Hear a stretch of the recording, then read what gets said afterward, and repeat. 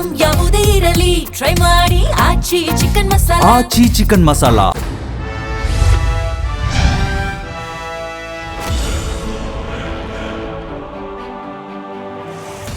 ಕರ್ನಾಟಕ ಸೇರಿದಂತೆ ಬಹುತೇಕ ಕಡೆಗಳಲ್ಲಿ ಗಾಳಿಯ ಗುಣಮಟ್ಟ ದಿನೇ ದಿನೇ ಕಲುಷಿತಗೊಳ್ತಾ ಇದೆ. ಹಾಗಾದ್ರೆ ನಮ್ಮ ಕರ್ನಾಟಕ ಎತ್ತ ಸಾಗ್ತಾ ಇದೆ? ಯಾಕೆ ಈ ರೀತಿಯಾಗಿ ಪೊಲ್ಯೂಷನ್ ನಡೀತಾ ಇದೆ? ಯಾಕಂದ್ರೆ ಈಗಾಗಲೇ ವಾಹನಗಳಾಗಿರ್ಬೋದು, ಬಹುತೇಕವಾದಂತಹ ಹೊಗೆ ಹೊರಗಡೆ ಬರ್ತಾ ಇರೋ ಕಾರಣಕ್ಕಾಗಿ ಜನಸಾಮಾನ್ಯರಲ್ಲಿ ಆರೋಗ್ಯದ ಸಮಸ್ಯೆ ದಿನೇ ದಿನೇ ಉಲ್ಬಣಾಗ್ತಾ ಇದೆ. ಹಾಗಾದ್ರೆ ಇದನ್ನ ಜನಸಾಮಾನ್ಯರು ಯಾವ ರೀತಿ ರಿಸೀವ್ ಮಾಡ್ಕೋತಾರೆ? ಯಾಕಂದ್ರೆ ಪುಟ್ಟ ಮಕ್ಕಳಿಂದ ಹಿಡಿದು ದೊಡ್ಡ ವೃದ್ಧರವರೆಗೆ ದಿನೇ ದಿನೇ ಕಾಯಿಲೆಯಿಂದ ಬಳಲ್ತಾ ಇದ್ದಾರೆ. ಅದರಲ್ಲೂ ಕೂಡ ಶ್ವಾಸಕೋಶದ ಕಾಯಿಲೆ ದಿನೇ ದಿನೇ ಹೆಚ್ಚಾಗ್ತಾ ಇದೆ. ಈಗಿನ ಚಿಕ್ಕ ಚಿಕ್ಕ ಮಕ್ಕಳಲ್ಲಿ ಕೂಡ ಪ್ರತಿದಿನ ಕೆಮ್ಮು ಆಗಿರ್ಬೋದು, ಶ್ವಾಸಕೋಶ ಸಮಸ್ಯೆಯಿಂದ ಬಳಲ್ತಾ ಇದ್ದಾರೆ. ಸೊ ಇದಕ್ಕೆ ನಿಜವಾದ ಕಾರಣ ಏನು? ಜನಸಾಮಾನ್ಯರು ಏನ್ ಹೇಳ್ತಾರೆ? ಬನ್ನಿ ಮಾತಾಡ್ಸ್ಕೊಂಡು ಬರೋಣ. ರೋಡ್ಗಳ ವಿಡ್ತು ಒಂದೇ ಇದೆ, ಆದರೆ ವಾಹನಗಳ ಸಂಖ್ಯೆ ಜಾಸ್ತಿ ಆಗ್ತಿದೆ. ಬಹುಶಃ ಸರ್ಕಾರ ಮತ್ತು RTO ಏನು ನಿರ್ಧಾರ ತಗೋಬೇಕಾಗಿದೆ ಅಂದರೆ ರಿಜಿಸ್ಟ್ರೇಷನ್ ಆಫ್ ದಿ ವೆಹಿಕಲ್ಸನ್ನು ಡಿಲೇ ಮಾಡಬೇಕಾಗಿದೆ. ಯಾಕಂದರೆ ಯಾವ ರೋಡ್ಗಳಲ್ಲಿ ಬಿಡುತ್ತೇನೂ ಜಾಸ್ತಿ ಆಗ್ತಾ ಇಲ್ವಲ್ಲ, ಅಷ್ಟೇ ಇದೆ. ಅಲ್ಲಿಂದ ಸಹಜವಾಗಿ ವಾಹನಗಳ ಸಂಖ್ಯೆ ಜಾಸ್ತಿ ಆಗುತ್ತೆ. ಸಾರ್ವಜನಿಕರಲ್ಲಿ ಒಂದು ಅವೇರ್ನೆಸ್ ಏನು ಬರಬೇಕು ಅಂದರೆ ಪಬ್ಲಿಕ್ ಟ್ರಾನ್ಸ್ಪೋರ್ಟನ್ನು ಹೆಚ್ಚು ಯೂಸ್ ಮಾಡುವಂಥದ್ದಾಗಬೇಕು. ಪಬ್ಲಿಕ್ ಟ್ರಾನ್ಸ್ಪೋರ್ಟು ಕೂಡ ಅಷ್ಟೇ ಸಮರ್ಪಕವಾಗಿ ಕಾರ್ಯನಿರ್ವಹಿಸಬೇಕು. ಆಮೇಲೆ ಎಲ್ಲ ನೂಕ್ ಆ್ಯಂಡ್ ಕಾರ್ನರ್ನಲ್ಲಿ ಪಬ್ಲಿಕ್ ಟ್ರಾನ್ಸ್ಪೋರ್ಟ್ನ ಅವೈಲಬಿಲಿಟಿಯನ್ನು ಸರ್ಕಾರ ಮಾಡಿಕೊಡ್ಬೇಕು.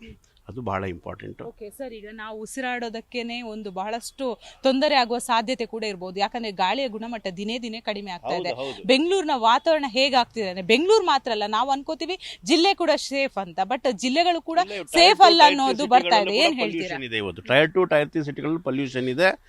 ಅದಕ್ಕೆ ಕೇವಲ ಒಂದು ವಾಹನ ಅನ್ನೋದು ಒಂದೇ ಅಲ್ಲ, ನಾವು ಪ್ರಕೃತಿಯನ್ನು ಹೇಗೆ ಕಾಪಾಡ್ಕೊಳ್ತಿದ್ವಿ ಅನ್ನೋದ್ರ ಮೇಲೆ ನಿರ್ಧಾರ ಆಗುತ್ತೆ. ಸದ್ಯಕ್ಕೆ ಇಷ್ಟು ಮಟ್ಟಿಗಾದರೂ ಬೆಂಗಳೂರಿನಲ್ಲಿ ಪಾರ್ಕ್ಗಳನ್ನು ಉಳಿಸ್ಕೊಂಡಿದ್ದಾರೆ. ಅದಕ್ಕೆ ಒಂದು ರೀತಿ ನಾವು ಸಂತೋಷ ಪಡಬೇಕು.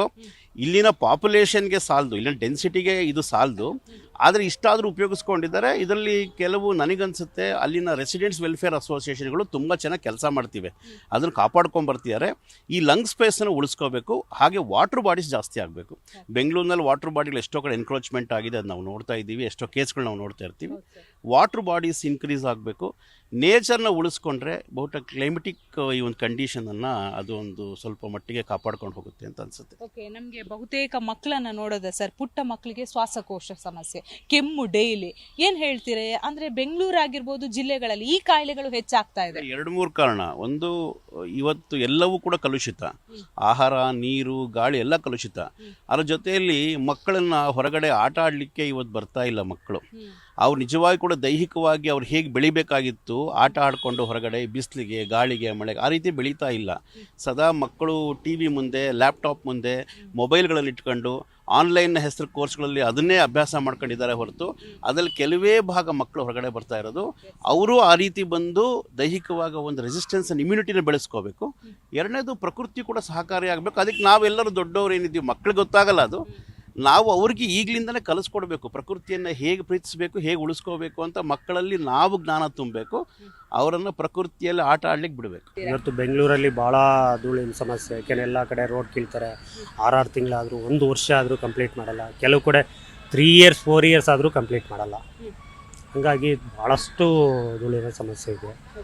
ಇದೊಂದೇ ಬೆಂಗಳೂರು ಸಿಟಿ ಅಂತಲೇ ಇರಲಿಲ್ಲ, ಎಲ್ಲ ಜಿಲ್ಲೆ, ಎಲ್ಲ ತಾಲೂಕು ಲೆವೆಲಲ್ಲೂ ಕೂಡ ಯಾವುದೇ ಒಂದು ಫ್ಲೇವರ್ ಆಗಲಿ, ಬ್ರಿಡ್ಜ್ ಆಗಲಿ, ಒಂದು ಮೋರಿ ಆಗಲಿ, ಒಂದು ಚರಂಡಿ ಆಗಲಿ, ಒಂದು ಹಳ್ಳಿಗಳಲ್ಲಿ ಕಿತ್ತಾಕಿದ್ರು ಅಂದರೆ 6 ತಿಂಗಳು, ವರ್ಷ, 2 ವರ್ಷವರೆಗೂ ಯಾವುದೂ ಕಂಪ್ಲೀಟ್ ಮಾಡಲ್ಲ. ಏನಕ್ಕೆ ಇದೆಲ್ಲ ಪ್ರಾಬ್ಲಮ್ ಅಂದರೆ, ಸೊ ಯಾರಿಗೋ ಒಬ್ಬರಿಗೆ ಅಲಾಟ್ ಮಾಡ್ತಾರೆ, ಅವ್ರಿಗೆ ದುಡ್ಡು ಬಿಡುಗಡೆ ಮಾಡಲ್ಲ ಸರ್ಕಾರದಿಂದ, ಡಿಲೇ ಮಾಡ್ತಾರೆ. ಇದ್ರ ಮಧ್ಯದಲ್ಲಿ ಮಧ್ಯವರ್ತಿಗಳ ಹಾವಳಿಗಳು ಬೇರೆ. ಸೊ ಯಾವುದೇ ಒಂದು ಬಿಲ್ ಪಾಸ್ ಆಗಬೇಕು ಅಂದರೂ ಸೊ ಅವ್ರಿಗೆ ಲಂಚ ಕೊಡದಲ್ಲೇ ಯಾರೂ ಬಿಲ್ ಪಾಸ್ ಮಾಡಲ್ಲ. ಇವತ್ತಿನ ಸರ್ಕಾರದ ಏನು ಅಧಿಕಾರಿಗಳಿದ್ದಾರೋ, ನಾನು ಓಪನಾಗಿ ಹೇಳ್ತೀನಿ, ಅಧಿಕಾರಿಗಳಲ್ಲಿ ಯಾವುದೇ ಒಂದು ಬಿಲ್ ಪಾಸ್ ಆಗಬೇಕು ಅಂದರೆ ಇಷ್ಟು ಪರ್ಸೆಂಟೇಜ್ ಅಂತ ಲಂಚ ಬಿಡುಗಡೆ ಆಗದಲ್ಲೇ ಯಾವುದೇ ಕಾರಣಕ್ಕೂ ಬಿಲ್ ಆಗಲ್ಲ. ಬಿಲ್ ಆಗಿಲ್ಲ ಅಂದರೆ ಆ ಒಂದು ಯಾರು ಕಾಂಟ್ರಾಕ್ಟ್ ತೊಗೊಂಡಿರ್ತಾರೋ ಅವ್ರು ಕೂಡ ವರ್ಕ್ ಕಂಪ್ಲೀಟ್ ಮಾಡೋಕೆ ಆಗ್ತಾ ಇಲ್ಲ. ಯಾಕೆಂದ್ರೆ ಅವ್ರನ್ನ ನಾವು ಬ್ಲೇಮ್ ಮಾಡೋದಿಲ್ಲ. ಕಾಂಟ್ರಾಕ್ಟ್ಗಳು ಮಾಡ್ತಾ ಇಲ್ಲ, ಕಿತ್ತಾಕ್ಬಿಟ್ಟು ಕೆಲಸ ಮಾಡ್ತಾ ಇಲ್ಲ, 6 ತಿಂಗಳು 3 ತಿಂಗಳು ವರ್ಷ ಡಿಲೇ ಆಗ್ತಾ ಇದೆ ಅಂತ ನಾವು ಪಬ್ಲಿಕ್ ಎಲ್ಲ ಬೈಕೋತೀವಿ. ಬಟ್ ಅದು ಕಾರಣ ಯಾರು? ಕಾರಣ ಸರ್ಕಾರನೇ. ಸರ್, ಈಗ ಬೆಂಗಳೂರಲ್ಲಾಗಿರ್ಬೋದು, ಜಿಲ್ಲೆಗಳಲ್ಲಾಗಿರ್ಬೋದು, ಮರಗಳೇ ನಮಗೆ ಕಾಣ್ತಾ ಇಲ್ಲ. ಮೊದಲೆಲ್ಲ ಹಸಿರಿನ ವಾತಾವರಣ ಇತ್ತು, ಈಗ ಹಸಿರಿನ ವಾತಾವರಣ ಮರೆಯಾಗಿದೆ. ಏರ್ ಕ್ವಾಲಿಟಿ ಬಹಳಷ್ಟು ಡೌನ್ ಆಗ್ತಾ ಇದೆ, ನಮಗೆ ಉಸಿರಾಡೋದಕ್ಕೆ ಸಮಸ್ಯೆ ಆಗ್ತಾ ಇದೆ. ಏನು ಹೇಳ್ತೀರಾ? ನೋಡಿ, ಇವತ್ತಿನ ಕಾಲದಲ್ಲಿ ಇವತ್ತು ಸರ್ಕಾರ ಯಾವುದಾದ್ರೂ ಅಲ್ಲಿ ಈ ಮರಗಳು ನೆಡ್ತಕ್ಕಂಥ ಕಾರ್ಯಕ್ರಮನ ಇತ್ತೀಚೆಗೆ ಎಲ್ಲಾದರೂ ನೋಡಿದ್ದೀರಾ ನೀವು? ಎಲ್ಲರೂ ಬರೀ ಕಡಿಯೋದು, ರೋಡ್ ಮಾಡೋದು, ಸೊ ಇದನ್ನ ಮಾಡೋದೇ ಮಾಡ್ತಾ ಇದ್ದಾರೆ ಹೊರತು ಮರ ಗಿಡನ ನೆಡ್ತಕ್ಕಂಥ ಕಾರ್ಯಕ್ರಮನ ಇದುವರೆಗೂ ಸರ್ಕಾರ ಮಾಡಿರತಕ್ಕಂಥದ್ದು ಇತ್ತೀಚೆಗೆ ನಾನು ನೋಡಿಲ್ಲ. ಮೊದಲೆಲ್ಲ ಮಾಡ್ತಾಯಿದ್ರು. ಇತ್ತೀಚಿನ ದಿನಗಳಲ್ಲಿ ಆ ಕೆಲಸನ ಮರ ನೆಡತಕ್ಕಂಥ ಕಾರ್ಯಕ್ರಮನ ಎಲ್ಲೂ ಮಾಡ್ತಾ ಇಲ್ಲ. ಸೊ ಎಲ್ಲ ಕಡಿದು ನಾಶಪಡಿಸ್ತಾ ಇದ್ದಾರೆ ಹೊರತು ಬೆಳೆಸುವಂಥ ಕಾರ್ಯಕ್ರಮ ಆಗ್ತಾ ಇಲ್ಲ. ಡೌನ್ಗೆ ನೇರ ಸರ್ಕಾರ ಕೂಡ ಒಂದು ಕಾರಣ ಅಂತ ಹೇಳ್ಬೋದಾ? ಯಾಕಂದ್ರೆ ಪರಿಸರ ಇಲಾಖೆ ಇದೆ, ಅದ್ ಏನ್ ಮಾಡ್ತಾ ಇದೆ ಅನ್ನೋ ಪ್ರಶ್ನೆ ಇಲ್ಲಿ ಉಲ್ಬಣ. ಇಲಾಖೆನ ಇವತ್ತು ಏನು ಕೆಲಸ ಮಾಡ್ತಾ ಇಲ್ಲ, ಸುಮ್ಮನೆ ಮಲ್ಕೊಂಡಿದೆ, ನಿದ್ದೆ ಮಾಡ್ತಾ ಇದೆ. ಪರಿಸರ ಇಲಾಖೆ ಎಲ್ಲೂ ನಾವು ನೋಡ್ದಂಗೆ ಇದುವರೆಗೂ ನಾವು ಪ್ರತಿದಿನ ಬೆಂಗಳೂರಲ್ಲಿ ಓಡಾಡ್ತಿದ್ದೀವಿ. ಪರಿಸರ ಇಲಾಖೆಯವರು ಬರೀ ಭಾಷಣ ಬೈತಾರೆ ಹೊರತು ಎಲ್ಲೂ ಕೂಡ ಮರ ನೆಡ್ತಕ್ಕಂಥ ಕಾರ್ಯಕ್ರಮ ಆಗಲಿ, ಮರಗಳನ್ನ ಉಳಿಸ್ತಕ್ಕಂಥ ಇದು ಆಗಲಿ ಯಾವುದು ಮಾಡ್ತಾ ಇಲ್ಲ. ಆಯಿತಾ? ಅದಕ್ಕೆ ಸಾರ್ವಜನಿಕರು ಸಹಕರಿಸ್ಬೇಕು. ಮರಗಳ ಗಿಡಗಳನ್ನ ಹಾಳು ಮಾಡ್ದಂಗೆ ಅದನ್ನ ಕಾಪಾಡ್ತಕ್ಕಂಥದ್ದು ಇದನ್ನು ಅದ್ರ ಜೊತೆಗೆ ಸರ್ಕಾರನೂ ಮಾಡಬೇಕು. ಅದನ್ನು ಸರ್ಕಾರ ಇದಕ್ಕೆ ಯಾವುದು ಮುಂದೆ ಮಾಡ್ತಾ ಇಲ್ವಲ್ಲ. ಇದಕ್ಕೋಸ್ಕರ ಗಿಡ ಮರಗಳನ್ನು ನೆಡೋದಕ್ಕೋಸ್ಕರ ಎಲ್ಲಿ ಯಾವುದಕ್ಕೋಸ್ಕರ ಫಂಡ್ ಸರಿ ಏನಾದರೂ ಇದರಲ್ಲಿ ಏನಾದರೂ ಫಂಡ್ ರಿಲೀಸ್ ಮಾಡಿದಾರಾ? ಆ ಬಿಲ್ಡಿಂಗು ಅದಕ್ಕೆ ಇದಕ್ಕೆ ಎಲ್ಲ ಇದಕ್ಕೆ ಹೇಳ್ತಾ ಇದ್ದಾರೆ. ಅವ್ರಿಗೂ ಪರಿಸರ ರಕ್ಷಣೆಗೋಸ್ಕರ, ಪರಿಸರ ಇದು ಏನೋ ಇದನ್ನು ಮಾಡಲಿಕ್ಕೋಸ್ಕರ, ಗಿಡ ನೆಡಲಿಕ್ಕೋಸ್ಕರ ಏನಾದರೂ ಫಂಡ್ ರಿಲೀಸ್ ಮಾಡಿದಾರಾ ಬಜೆಟಲ್ಲಿ? ಇಲ್ಲ, ಮಾಡಲ್ಲ. ಹೀಗೆ ಸಾಗಿದ್ರೆ ಎತ್ತ ಸಾಗ್ಬೋದು ಸರ್ ನಮ್ಮ ಸಮಾಜ. ಇನ್ನು ಮುಂದೆ ಇನ್ನು 5 ವರ್ಷ ಕಳೆದ್ರೆ ನಾವೆಲ್ಲ ಏನು ಇದಾಕೊಂಡು ಓಡಾಡಬೇಕಾಗುತ್ತೆ. ಬೆನ್ನಿಗೆ ಎದ್ದಕ್ಕೆ ಕಟ್ಕೊಂಡು ಆಕ್ಸಿಜನ್ ಕಟ್ಕೊಂಡು ಓಡಾಡಬೇಕಾಗುತ್ತೆ. ಆಯಿತಾ?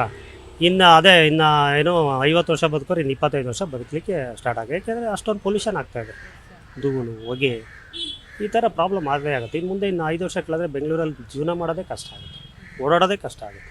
ಇದು ಹೈಕೋರ್ಟ್ ವಾತಾವರಣ. ಇಲ್ಲಿ ಎಷ್ಟು ಮರಗಳಿದೆ, ಈ ಮರಗಳು ನಾನೇ ಮೇಂಟೈನ್ ಮಾಡ್ತಾಯಿದ್ದೀನಿ. 250 ಮರ ಅಂದರೆ ಒಬ್ಬ ಪ್ರಜೆ 250 ಮರನ ಇವತ್ತು ಇಲ್ಲಿ 4,000 ಜನ ಅಷ್ಟು ಉದ್ಯೋಗಿಗಳಿದ್ದಾರೆ, 55,000 ಜನ ವಕೀಲರಿದ್ದಾರೆ. ಆದರೆ ಒಬ್ಬ ಒಂದು ಎಂಪ್ಲಾಯ್ ಬಿಡುವಿನ ವೇಳೆಯಲ್ಲಿ ಇಷ್ಟು ಒಂದು 250 ಮರ ಬೆಳೆಸಿದ್ದೀನಿ ಅಂತ ಅಂದರೆ ಈ ರೀತಿಯ ಒಂದು 100ಕ್ಕೆ ಒಬ್ಬ ಮನುಷ್ಯನಿಗೆ ಬಂದರೆ ಪರಿಸರ ಹೆಂಗಿರುತ್ತೆ? ನಾಳೆ ಏನಾಗುತ್ತೆ ಅಂತ ಗೊತ್ತಾ? ಇವರು ಆಕ್ಷನ್ಸ್ ಇಲ್ಲದೆ ರೋಡಲ್ಲಿ ಸುತ್ತೋಗ್ಬಿಡ್ತಾರೆ. ಬೆಂಗಳೂರಲ್ಲಿ ಇವತ್ತು ಏನಾಗ್ತಾ ಇದೆ ಅಂತ ಅಂದರೆ ಇದ್ದ ಮರನೆಲ್ಲ ಕಡಿದು ದೊಡ್ಡ ದೊಡ್ಡ ಅಪಾರ್ಟ್ಮೆಂಟ್ಸ್ಗಳು, ದೊಡ್ಡ ದೊಡ್ಡ ಆಫೀಸ್ಗಳೆಲ್ಲ ಮಾಡಿದ್ದಾರೆ. ಈಗ ಇಲ್ಲಿ ಬೆಂಗಳೂರಲ್ಲಿ ಇರೋ ಜನಕ್ಕೆ ಅವ್ರ ಉಸಿರಾಟಕ್ಕೆ ಮರ ಇದೆಯಾ? ಇಲ್ಲ. ನೋಡಿ, ಹಂಗಾಗಿ ಪರಿಸರದ ಬಗ್ಗೆ ಯಾವ ವ್ಯಕ್ತಿನೂ ಯಾವ ಪ್ರಜೆನೂ ಕಾಳಜಿ ತಗೊಳ್ತಾ ಇಲ್ಲ. ಇದೇ ಪರಿಸರ ಅವರಿಗೆ ಒಂದಲ್ಲ ಒಂದು ದಿವಸ ಬಿದ್ದು ರೋಡಲ್ಲಿ ಒದ್ದಾಡಬೇಕು. ಹಸಿರಿನ ಬಗ್ಗೆ ಹಸಿರೇ ಉಸಿರು ಅಂತ ಮೊದಲೆಲ್ಲ ಕಾರ್ಪೊರೇಷನ್ ಮೇಲೆ ಹಾಕಿದ್ದಾರೆ. ಈ ಉಸಿರಿನ ಬಗ್ಗೆ ಅವರ ಉಸಿರಿನ ಬಗ್ಗೆ ಯೋಚನೆ ಮಾಡ್ತಾ ಇಲ್ಲ. ನೋಡಿ ಮೇಡಮ್, ಎಷ್ಟು ವೆಹಿಕಲ್ಗಳಂತೂ ಭಯಂಕರ ಜಾಸ್ತಿ ಆಗ್ತಾನೇ ಇದೆ.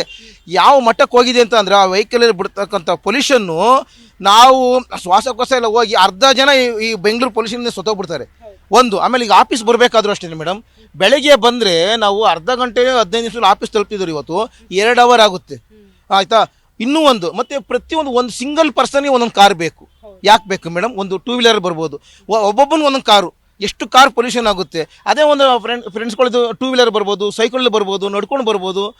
ಈಗ ನನ್ನ ಪ್ರಕಾರ 25 ಕಿಲೋಮೀಟರ್ ಪ್ರೀಮಿಯಸ್ಸಲ್ಲಿ ಬೆಂಗಳೂರಿನಲ್ಲಿ ಯಾವುದೇ ವೆಹಿಕಲ್ ಓಡಾಡೋಕ್ಕಾಗಲ್ಲ. ಬೇಕಾದ್ರೆ ನಡ್ಕೊಂಡು ಬರಲಿ, ಸೈಕಲ್ ಬರಲಿ ಅಥವಾ 2 ವೀಲರ್ ಬರಲಿ, ಆದರೆ 4 ವೀಲರ್ ಆಗೋದೇ ಇಲ್ಲ. ಇಷ್ಟು ಯಾವ ಮಟ್ಟಕ್ಕೆ ಹೋಗ್ತಾ ಇದೆ ಅಂತ ಅಂದರೆ ಈ ಒಂದು ಹಸಿರನ್ನು ಉಳಿಸ್ಕೊಂಡಿಲ್ಲ ಅಂತ ಅಂದರೆ ನಾಳೆ ಈ ಹಸಿರನ್ನು ಸಡನ್ನಾಗಿ ಪಡ್ಕೊಳಕ್ಕಾಗಲ್ಲ. ಒಂದು ಮರ ಬರಬೇಕು ಅಂದರೆ ಸುಮಾರು 20, 30, 15 ವರ್ಷ ತಗೊಳುತ್ತೆ. ಸಡನ್ನಾಗಿ ಆಕ್ಸಿಜನ್ಸ್ ಬೇಕು ಅಂದ್ರೆ ಎಲ್ಲಿ ಬರುತ್ತೆ? ಇವತ್ತು ನಾವು ಉಸಿರಾಡೋ ಆಕ್ಸಿಜನ್ಸ್ ಬೆಲೆ ಎಷ್ಟು? ಯಾರಾದರೂ ಒಂದು ತಲೆಗೊಂದು ಮರ ಯಾರು ಬೆಳೆಸ್ತಾ ಇದ್ದಾರಾ ಹಸಿರು ಬಗ್ಗೆ? ಆ ರೀತಿ ಹಸಿರನ್ನ ಯಾವ ಕಾಪಾಡ್ಕೊಂಡಿಲ್ಲ. ಈ ಒಂದು ನಮ್ಮ ಬೆಂಗಳೂರಂತೂ ವೆಹಿಕಲ್ ಅಂತೂ ಭಯಂಕರ ಏನು ಮ್ಯಾನುಫ್ಯಾಕ್ಚರ್ ಮೇಡಮ್, ಮ್ಯಾನುಫ್ಯಾಕ್ಚರ್ ಆಗ್ತಾನೇ ಇದೆ. ಆ ವೆಹಿಕಲ್ ಧೂಳನ್ನು ಕುಡಿದು ನಮಗಂತೂ ಎವರಿಡೇ ಕೆಮ್ಮಲು ಬರಲೇಬೇಕಲ್ಲ, ಹೊಟ್ಟೆಪಾಡಿಗೆ ಉದ್ಯೋಗ ಬರಲೇಬೇಕು. ಆದರೆ ಬೆಂಗಳೂರು ಜನ ಎಚ್ಚೆತ್ಕೊಳ್ಬೇಕು, ಸಮಾಜ ಎಚ್ಚೆತ್ಕೊಳ್ಬೇಕು, ಸರ್ಕಾರ ಎಚ್ಚೆತ್ಕೊಳ್ಬೇಕು, ರೈತ ಬಂಧುಗಳು ಮುಂದೆ ಬರಬೇಕು. ಹಸಿರು ನಾಡು ಯಾವತ್ತು ಸಮೃದ್ಧಿ ಹಸಿರು ನಾಡು ಯಾವತ್ತು ಕರ್ನಾಟಕ ಆಗುತ್ತೋ ಅವತ್ತು ಎಲ್ಲದಕ್ಕೂ ಎಲ್ಲರ ಆರೋಗ್ಯಕ್ಕೂ ಒಂದು ಸಮಸ್ಯೆ ಪರಿಹಾರ ಆಗುತ್ತೆ. ಇಲ್ಲ ಹಿಂಗೆ ಮುಂದುವರೆದ್ರೆ ಸುಮಾರು ಜನ ಆಕ್ಸಿಜನ್ಸ್ ಇಲ್ಲದೇ ಈ ಪೊಲ್ಯೂಷನ್, ಬೆಂಗಳೂರು ಪೊಲ್ಯೂಷನ್ ಅಂತೂ ಹೋಗ್ತಾನೇ ಇದೆ. ಏನು ಕಾರಿಂದ ಆ ಕಾರ್ಬೊರೇಟರ್ ಬಿಡ್ತಾ ಇದ್ದಾರೆ, ಅದು ಕುಡ್ಕೊಂಡು ಹಂಗೇನೆ ಶ್ವಾಸಕೋಶ ಅದು ಕ್ಯಾನ್ಸರ್ಸ್ ಎಲ್ಲ ಬರ್ತಾ ಇದೆ. ಹೈಕೋರ್ಟ್ನ ಸುತ್ತಮುತ್ತ ನೀವು ಎಷ್ಟೋ ಮರಗಳನ್ನ ನೆಟ್ಟಿದ್ರಿ ಅಂತ. ಆ ಮರಗಳನ್ನ ನೆಡೋ ತರ ಸಿಲಿಕಾನ್ ಸಿಟಿಯ ಸುತ್ತಮುತ್ತ ಜಿಲ್ಲೆಗಳಲ್ಲಾಗಿರ್ಬೋದು ಮರಗಳನ್ನ ನೆಡುವಂತಹ ಕೆಲಸವನ್ನ ಮಾಡ್ಬೋದಲ್ಲ ಸರ್? ಮಾಡ್ತೀವಿ ಅಂತಾರೆ, ಬಟ್ ಒಂದ್ ದಿವಸ ಮಾಡ್ತಾರೆ, ಅದನ್ನ ಪಾಲನೆ ಮಾಡಲ್ಲ. ಏನ್ ಹೇಳ್ತೀರಾ? ಈಗ ನಮ್ಮ ನ್ಯಾಯಾಲಯದಲ್ಲಿ ನಮ್ಮ ಸಮಾಜದ ಜನರ ಕಷ್ಟ ನ್ಯಾಯವನ್ನು ಅರಿತು ನ್ಯಾಯಮೂರ್ತಿಗಳು, ವಕೀಲರು ಈ ಕೆಲಸ ಮಾಡಿದ್ರು, ಆಯ್ತಾ? ಇದೇ ರೀತಿ ಪ್ರತಿಯೊಂದು ಕಂಪ್ನಿಯವರು ಪ್ರತಿಯೊಂದು ಇದು ಪಾರ್ಕ್ಗಳಲ್ಲಿ ಮಾಡಿಲ್ಲ ಅನ್ನೋ ಒಂದು ಯಾಕೆ ಮಾಡಬೇಕು ಅನ್ನೋ ಸರ್ಕಾರ ಒಂದು ಆದೇಶ ಮಾಡಬೇಕು. ನೀವು ಒಂದು ಈ ಬಿಲ್ಡಿಂಗ್ ಕಟ್ಟಿದ ಮೇಲೆ ಇಷ್ಟು ಮರ ಕಂಪಲ್ಸರಿ ಇರಲೇಬೇಕು, ನೀವು ಲೇಔಟ್ ಮಾಡಿದ್ರೆ ಇಷ್ಟು ಮರ ಇರಲೇಬೇಕು, ಈ ಜಮೀನು ಇಷ್ಟು ಮಾಡಬೇಕು, ಯಾವ ರೈತ ಜಮೀನಿಗೆ ಕೆಲಸ ಮಾಡಲ್ವೋ ಅವನಿಗೆ ಸರ್ಕಾರದಿಂದ ಯಾವುದೋ ಅನುದಾನ ಕೊಡೋಕ್ಕಾಗಲ್ಲ, ಗ್ರೀನರಿ ಬೆಳೆಸಬೇಕು, ಈ ಥರ ಒಂದು ಸರ್ಕಾರ ನಿಬಂಧನೆಗಳು ಮತ್ತು ಕಾನೂನುಗಳು ತರ್ತಾ ಇದ್ದಾಗ ನಮ್ಮ ನಮ್ಮ ನಮ್ಮ ಜನಸಮುದಾಯ ಏನಕ್ಕೆ ಎದುರುತ್ತಾರೆ ಅಂದರೆ ಕಾನೂನಿಗೆ ಎದುರುತ್ತಾರೆ, ಕಾನೂನು ಗೌರವ ಕೊಡ್ತಾರೆ. ಏನು ಇವತ್ತಿನ ಜನ್ರೇಷನ್ಗೆ ನಾವೇನೇ ಮಾಡಬೇಕಾದ್ರೂ ಕಾನೂನು ಮುಂದಿಟ್ಕೊಂಡೇ ಮಾಡಬೇಕು. ಕಾನೂನು ಬಿಟ್ಟರೆ ಮಿಕ್ಕಿದ ಯಾವುದಕ್ಕೂ ಜನ ಯಾಕೆಂದರೆ ಸಂಸ್ಕಾರ ಬಿಟ್ಬಿಟ್ಟಿದ್ದಾರೆ, ಇರೋ ದೊಡ್ಡವರು ಕಿರಿಯವರು ಒಂದು ಇಲ್ಲ, ಮತ್ತು ಯಾರೋ ಒಂದು ಹೇಳಿದ್ರೆ ಕಿವಿಗೆ ಹಾಕೊಳ್ಳಲ್ಲ.